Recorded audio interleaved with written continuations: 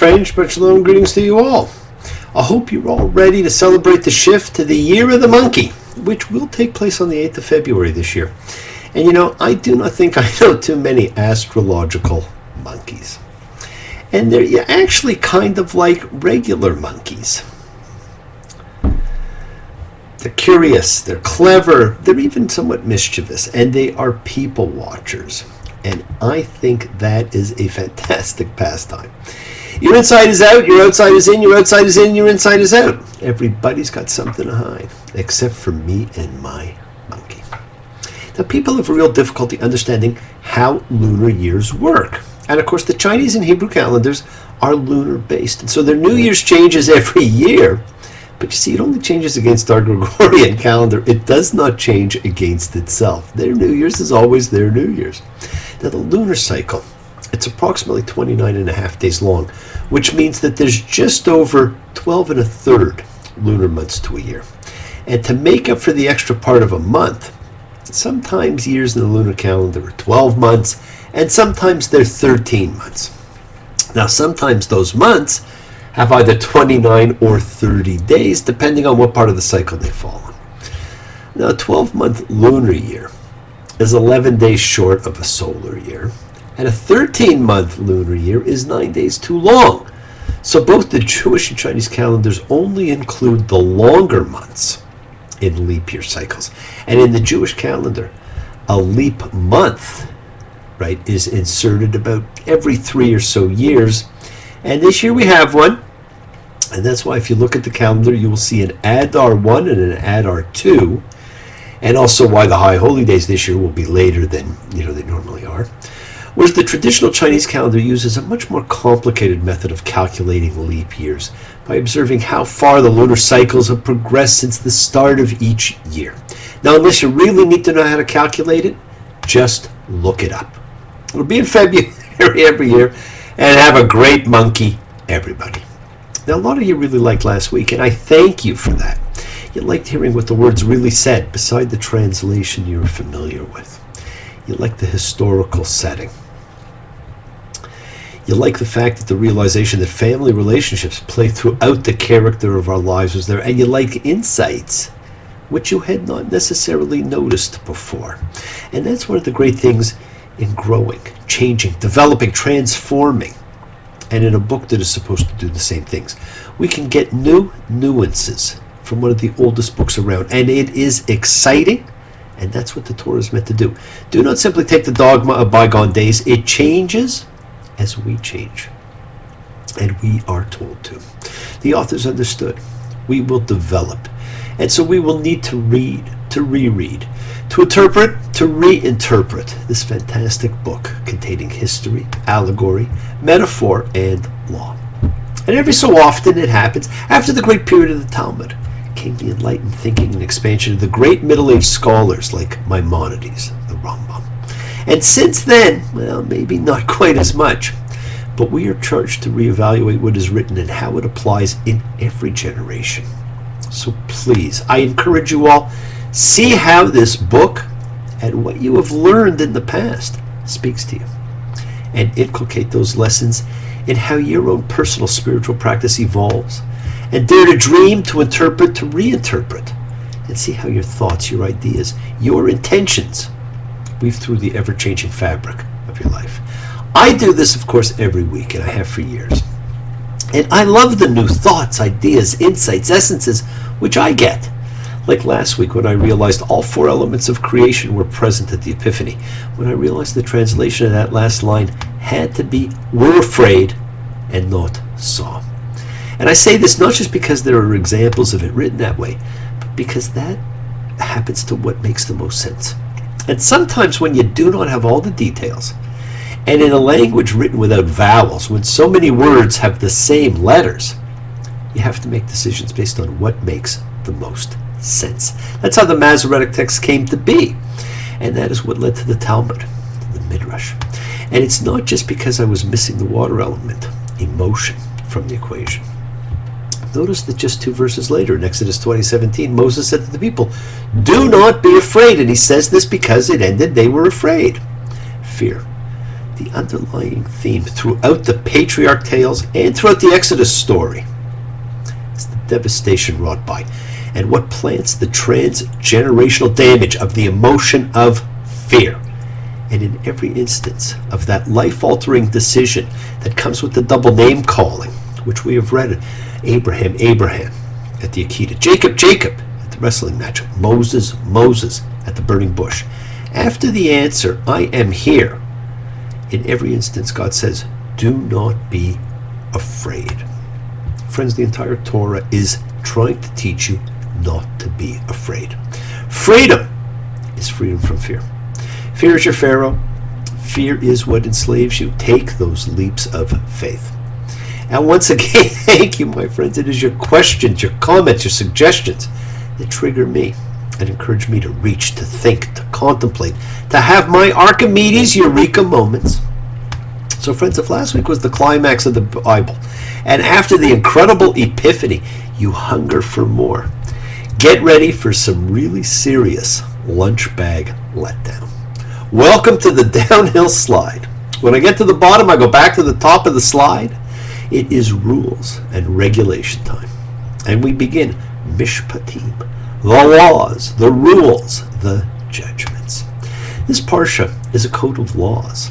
The first 3 chapters are actually known as the Covenant Code, containing more than 50 of the 613 commandments. And if you're not sure, the commandments are broken down by positive and negative ones. Now, while there have been many attempts to codify and enumerate the commandments contained in the Torah, the traditional view of 613 is based on Maimonides' listing. And the 613 commandments include positive commandments to perform an act, mitzvot aseh, and negative commandments to abstain from certain acts, mitzvot lo ta'aseh. Now, numerologically, the negative commandments number 365, which just happens to coincide with the number of days in the solar year. And so there's something we should not do every day of the year. These negative commandments fall into 3 separate categories, which are of a self-sacrificial principle. Yacharek va'el ya'avor. And that means you should let yourself be killed rather than violated. It's a little bit stiff, I think. And these are murder, idolatry, and forbidden sexual relations, a whole list of which will be given later, and of which the patriarchs were pretty guilty of partaking in. And the positive commandments, number 248, which is a number ascribed to the number of bones and main organs in the human body, which tells us that we should obey the laws with every part of our being. Now, technically, you'd probably have to ask a doctor if that's true, but it sure sounds good. Now, they've also been divided into groups of laws, testimonies commemorating important events, and decrees, which may have no logic behind them but are considered dictates of divine will. Now, this makes it pretty hard to fulfill. And in fact, many of the mitzvot cannot be observed now, following the destruction of the Second Temple, although they still retain religious significance. And just in case you're wondering, according to one standard accounting of them, there are 77 positive and 194 negative commandments that can be observed today, of which there are 26 that apply only within the land of Israel. Furthermore, there are some time-related commandments from which women are exempt, and there are some which depend on the special status of a person, such as the Kohanim, while others apply only to men or only to women. And needless to say, there are lists you can check. There are lists you can check on anything. So if you look on the internet, you'll find lists of the 613. And you will notice these commandments come from Exodus, Leviticus, Deuteronomy, Numbers, and not to be left out, Genesis throws in 1, to have children with your wife. Now, I've not counted, but I bet most come from Leviticus and Deuteronomy, the 2 great big books of rules. And I won't even try to figure out how many of them I observe. I have enough trouble with the 10. Now, don't forget, the real historical likelihood is these books were written by different people at different times and then edited. And this Parsha itself is a perfect example of one written by somebody else much later and put in here by the editor. So I think it's fantastic that we can find these incredible numerological conditions. But before you go looking for the list, focus on the Big Ten. So here's what happens this week. And it is certainly out of chronological sequence, and you know that from the first words. The Great Epiphany has just taken place. The newly freed people have been given a set of rules to live by, to share creation by, and they are immediately given a set of laws to do with their slaves. Do you really think the first laws are how to treat your slaves? And there is a difference between Hebrew slaves and non-Hebrew slaves. And of course, at this time in history, no one's sure what a Hebrew actually was. Now, I know this is a topic close to Bob's heart, and I hope to give it a little more information on it as we go along. Now, the people are also told they will be following an angel, and they're not to rebel against him. And this is just a foreshadowing of the rebellions that are coming. We're also told about the 3 gathering festivals that we have to observe, only one of which existed and had actually only been observed once. We have the festivals of unleavened bread, the first fruits harvest, and the festival of ingathering. Now, unleavened bread, of course, is Passover. And notice the term Passover appears nowhere. It was a much later given name. The others we know as Shavuot and Sukkot, and we will talk about them at their appropriate times during the year. Then there's this list of capital offenses, including striking or cursing your parents. And then we get the beginning of the famous Lex Talionis in Exodus 21:23. And if there will be an injury, then you shall give a life for a life. And we'll talk much more about that in Leviticus. And there is this brief hint of the sanctuary city. Not as practiced today in the U.S., but as it was brilliantly designed. And we're not really told about it, it's just hinted at. But let's go back to this whole business about slavery. It's not what we picture. Now, we picture African American Civil War slavery or the cruelty of Roman slavery. This was different. You had to treat your slaves better. And some slavery at this time was actually voluntary. Maybe at the bottom, they'll lag behind. Bring me my boots and shoes. You can hang back or fight your best on the front line. Sing a little bit of these working man's blues. You see, friends, the Torah never stood against slavery as much as it was focused on treatment. It could not bring about the end of slavery by abolishing it. Instead, it established principles regarding slaves' dignity, their rights and treatment, and these gradually contributed to humans' own rejection of slavery in much, though unfortunately not yet all, of the world. And this is a crucial point in itself. Some of the laws of the Torah command things outright, while others lead humans to grow and change themselves. You will notice the Egyptians were not criticized for having slaves, but rather for the way they treated the slaves. They degraded them. They made them serve with harshness. They made their lives bitter with hard work. That is what we read at Passover.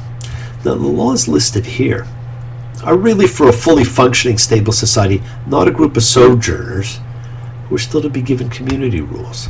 You know, we get some rules on theft, on animal accidents, and a reminder we're not to have sex with animals. We get some rules regarding virgins.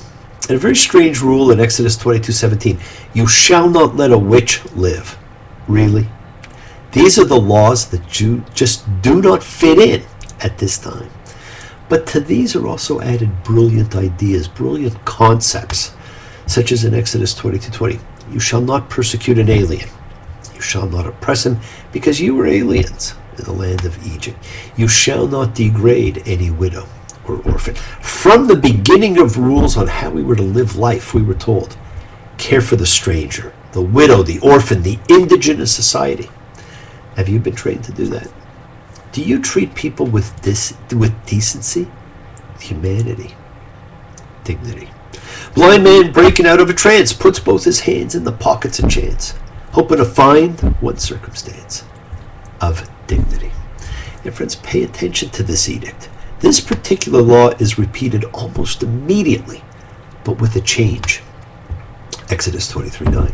And you shall not oppress an alien, since you know the alien's soul, because you were aliens in the land of constraint. It says it even more eloquently. It says soul. You know how he or she feels oppression inside.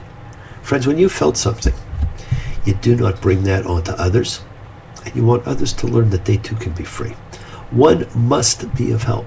You're even told you have to be of help to someone who bears one ill will, perhaps especially to someone who bears ill will.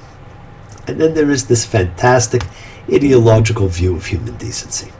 And you shall not take a bribe, because bribery will blind those who can see and will undermine the words of the virtuous.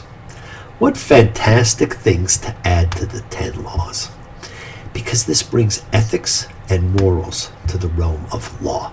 And laws apply to the makeup of the universe. A day for us is a year for the earth. And just as we need to cease every 7th year, the earth needs to cease every 7 years. It needs to regenerate. And another brilliant moral law is given in Exodus 23:19, which later was reinterpreted to provide one of the cornerstone kashrut rules. You shall not cook a kid in its mother's milk. Now, this is not about mixing milk and meat. There are still no food rules yet. That practice is actually not commanded in the Torah anywhere, but is rather based on post-biblical rabbinic rulings. And this one is given in the midst of moral, ethical, humanitarian-based instruction, so it's got nothing to do with food. And you see, there's 2 other moral-based laws of similar design. One of them in Leviticus 22:28, which prohibits sacrificing an ox or sheep on the same day as its offspring. And also one in Deuteronomy 22:6, prohibiting taking a mother bird along with her eggs in the wild. These were about decency, humanity, kindness. The great book of stories we were used to and liked is basically finished. There's only a few more stories, my friends. The stories now are going to be about the rules and the laws, and they actually have, in many ways, some greater connection to more spiritual practice and give much more metaphor and allusion to them. Even this strange parsha of rules connects Abraham's journey to the mountain of God to Moses' journey here to the mountain of God. The one about obedience, and the other will be the scene of the ultimate disobedience, the golden calf. Now, the mountain of Moses' God, we are told, is Horeb, or Sinai. And the mountain of Abraham's God, we believe, was the Temple Mount, Moriah, where the binding of Isaac took place and where the future temple would stand. The 2 sacred mountains are connected. The patriarch and his descendants are connected. Past, present, future are connected, all in the embroidery of the Torah's wording. Now Moses sets up 12 pillars and performs the necessary sacrifices. Exodus 24:8. And Moses took the blood and threw it on the people, and he said, "Here is the blood of the covenant that he who causes being has made with you regarding all these things." Can you imagine the scene? God has just come down and spoken to the nation and proposed a covenant, a contract.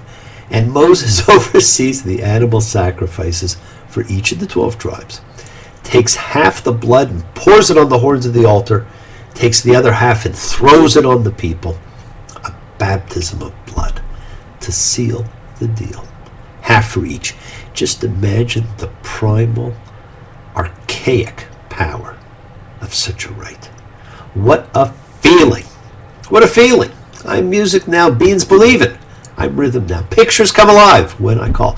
That, of course, from Flashdance. What a great film that was, and what a great song that was.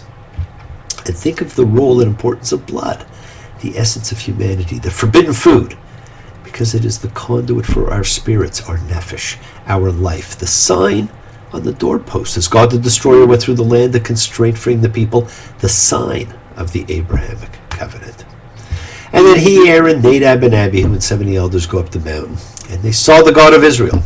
And below his feet was like a structure of sapphire, brick, like the essence of the skies for clarity. Now this picture has evoked fantastic artistic interpretations of what this must have looked like. And perhaps it's the same as Ezekiel sees when he describes his incredible visions of the thrones of heaven. Now what a picture. And it ends, and God said to Moses, "Come up to me, to the mountain, and be there, and I'll give you stone tablets, and the instruction and the commandment that I have written to instruct them."